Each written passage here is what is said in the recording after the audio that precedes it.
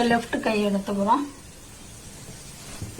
மடித்து தைக்கிறது அவங்க பட்டையாக கேட்பாங்க, அதனால 1 இன்ச் இல்லாமல் 1.5 இன்ச் இடம் விட்டுக்கிறேன். இதுக்கு நார்மலாக 1 வச்சா போதும். இந்த 1.5லேருந்து அப்படியே அந்த கையை அப்படி போடுறோம். கையோட உயரமும் 1/2 இன்ச் எக்ஸ்ட்ரா கேட்டிருக்காங்க, அதனால கீழே ஒரு 1/2 இன்ச் மேலே ஏற்றி வச்சுக்கிறேன். கையோட உயரம் இந்த இடத்துல வருது, தையலுக்கு 1/2 இன்ச்.